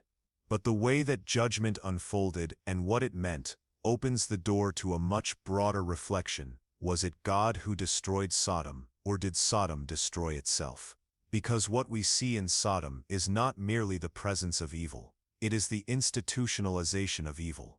A city that made perversity the norm, where conscience was silenced, where the strongest didn't just win, they fed on the weakness of others, where pleasure became the new commandment, and the suffering of others, entertainment. There was no more room for repentance, nor for listening, nor for transformation, and when a society reaches that point, destruction is no longer a threat, it becomes the logical end of a long sequence of wrong choices. What fell from the sky then may not have been only punishment. Perhaps it was the materialization of what the city already was inside. A final combustion of a structure that was already rotten. The collapse of a building whose foundation had long been cracked. Sodom crumbled because there was nothing solid left in it. The fire only revealed what was already ready to fall. And this is where the reflection reaches us. Because we're not just talking about a city from the past, we're talking about a pattern, a cycle, a repetition. How many times do societies build their foundations on exploitation, lies, and selfishness? How often do we call progress what is actually destruction disguised as modernity? How often do we silence the voice of collective conscience in the name of individual freedom? God does not destroy for pleasure.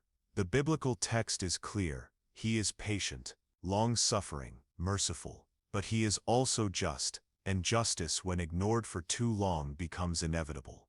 Because there comes a point where not judging would be unjust. Sodom was not erased to serve as an example. It was erased because there was nothing left worth preserving. It was a city where the righteous were threatened, where goodness was mocked, where evil felt at home. A city where not even a small group of people willing to resist was found. Lot was the exception, and even he was hesitant, divided, dragged by mercy rather than led by the strength of his faith. We are not faced with a vengeful God. We are faced with a God who, after all the warnings were ignored, allows consequence to come. And that is what frightens the most. The punishment is not imposed. It is released. It's as if God finally takes his hand away and lets humanity reap what it has sown. The fire that fell from the sky was literal, but it was also symbolic.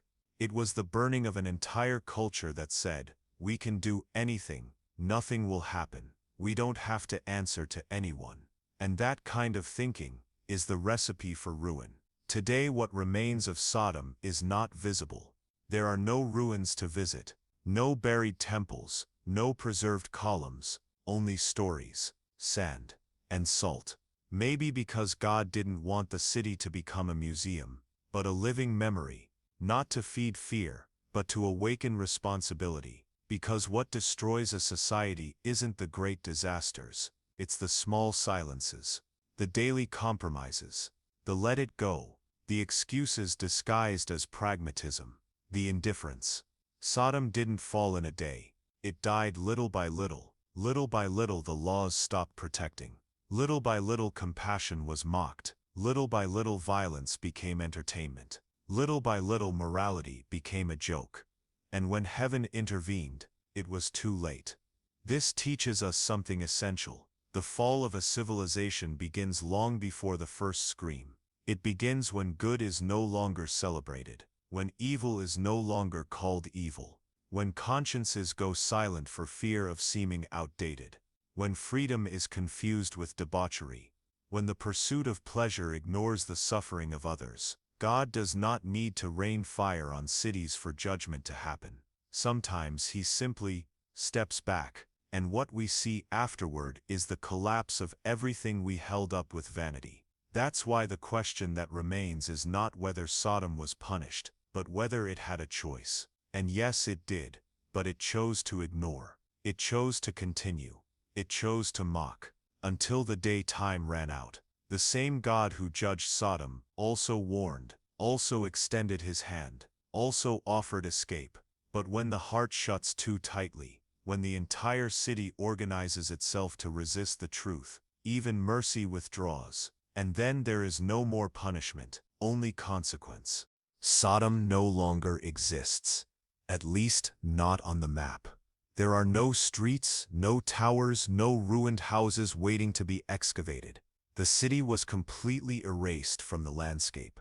But what might still exist, and with more strength than we'd like to admit, is the spirit of Sodom, a model of society, a way of thinking, a way of living that even millennia later continues to find shelter in other names, other cities, other cultures. The question that echoes in the silence of this story is simple but profound. Have we returned there? Even with all the warnings, have we rebuilt what was destroyed, not with the same stones, but with the same values? Have we little by little, without noticing, rebuilt Sodom within our own walls? Look around. We live in a time where right and wrong seem increasingly relative, where truth depends on context, convenience, and the dominant opinion, where good has to apologize for existing and evil hides behind speeches of freedom, where justice seems selective, mercy is seen as weakness, and the suffering of others is consumed as entertainment. It doesn't take much to notice the signs. In Sodom, pleasure was the supreme deity. Today we live in a culture where desire is the measure of all things. What matters is what I want, what I feel, what satisfies me now. The other only matters if they serve me, if they please me, otherwise disposable. In Sodom, foreigners were hostilely treated, not because they threatened the city, but because they represented something different. Today the different is still treated as a threat, whether different in ideas, values, faith, or lifestyle. Modern intolerance doesn't come with spears but with sarcasm, veiled censorship, cancellation. We call progress what is often just the new clothing of old pride. In Sodom, corruption was accepted as normal. Today we've learned to live with misappropriation, institutional lies, abuse of power. To be outraged has become the exception. To expect integrity has become naive. In Sodom, no one repented anymore. Today, repentance is seen as emotional weakness, as toxic guilt, as a sign of low self-esteem. But perhaps repentance is exactly what separates us from final collapse. The ability to stop, to reassess, to change, to admit we're going astray. And this isn't about nostalgia. It's not saying the past was pure and the present is rotten. The past had its Sodoms too, but what puts us in danger is unconscious repetition. It's when we don't notice we're walking the same paths, only with more expensive clothes, more sophisticated technology, prettier rhetoric. Modern Sodom doesn't need cobbled streets. It exists in systems that favor the strong and crush the vulnerable. In platforms where exposure has become more valuable than character. In algorithms that feed addiction and ignore emptiness. In indifference toward pain. In the normalization of the absurd. And perhaps the most frightening today, no one expects heaven to react. We live as if God were absent, or uninterested. Or worse, as if he had changed his mind. As if eternal principles now had expiration dates. Aha! But the truth is that God's silence has never meant acceptance. In Sodom, he too remained silent for a long time, until the outcry became too loud. until the righteous no longer fit among the wicked, until the very ground refused to sustain the evil. And then justice didn't come as a surprise. It came as consequence. That's why reflecting on Sodom today is more than studying biblical history. It's looking in the mirror. It's asking honestly, where in the narrative are we? Are we still in the time of warning? Or are we already, without realizing, living in the final minutes before the fall? And more importantly, if today God looked at our cities, what would he see? Would he see compassion, righteousness, living faith? Or would he find the same pattern of pride, neglect, greed, and arrogance? The symbolism of Sodom challenges us because it forces us to think not just about how we avoid destruction, but about how we've day by day contributed to it. With silence, with omission, with indifference, with excuses, with small compromises.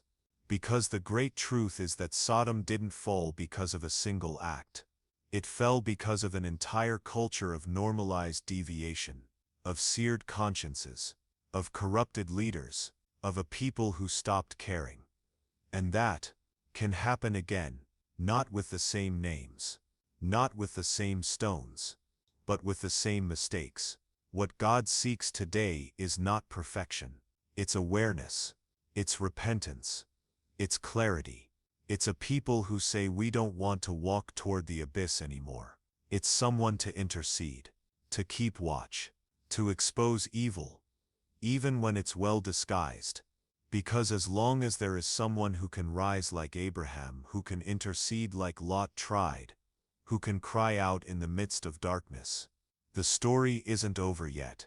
But time is not infinite. The story of Sodom and Gomorrah is not just a story of destruction. It is a story of choice. And that may be the most uncomfortable part, because it forces us to face the fact that the end of that civilization was not an accident. It was not a random punishment. It was the accumulated result of individual decisions, collective attitudes, and an entire culture built upon the disregard for moral responsibility.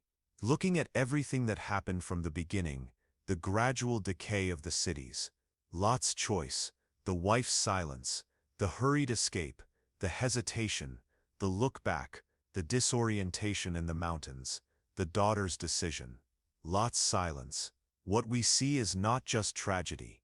It is a clear portrait of what happens when a society walks for too long ignoring the limits.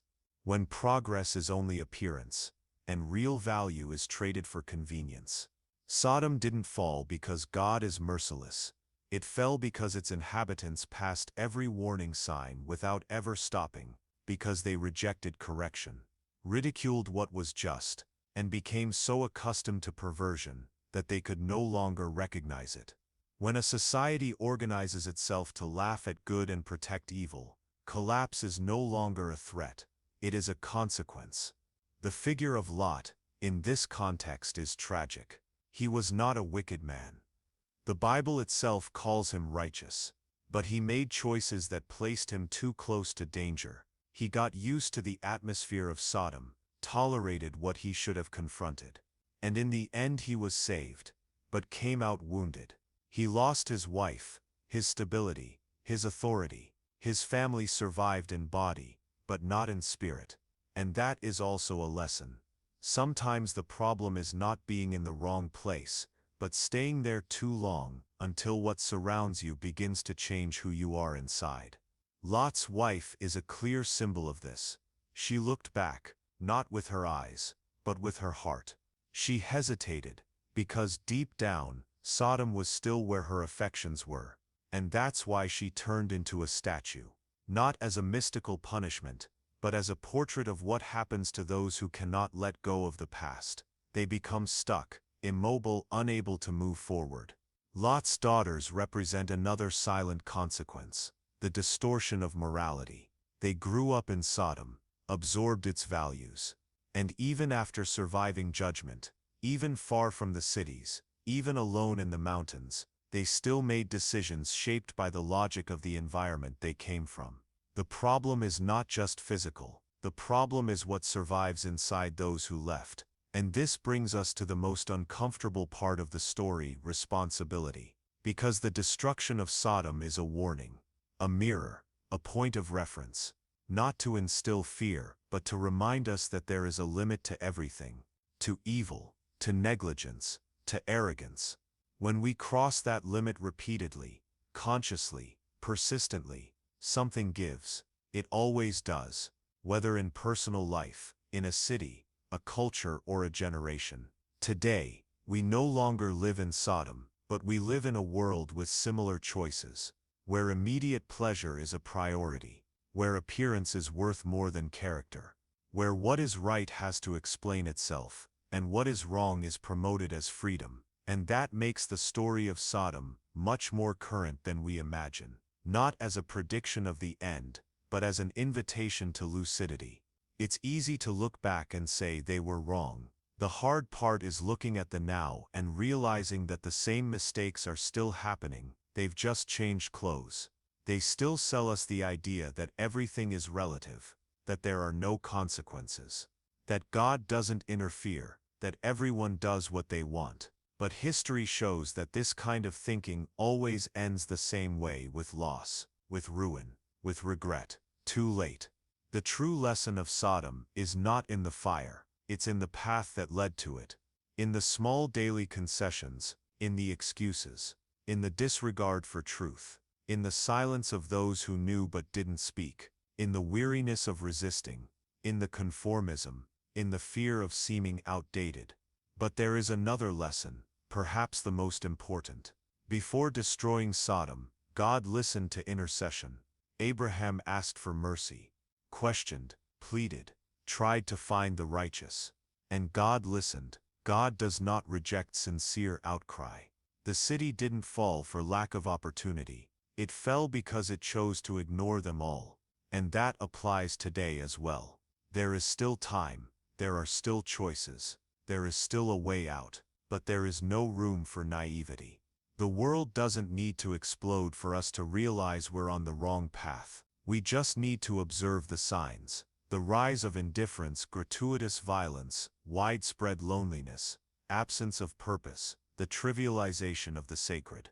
When everything becomes a joke, it's because we are already dangerously close to the edge. What Sodom teaches us in the end is simple. Evil doesn't have to win, but it wins. If no one does anything. Lot barely survived. His story ends without glory, without clear redemption, without reconciliation, but it remains as a warning, as a line drawn in the sand, a line that if crossed, demands a price too high. That's why the choice remains.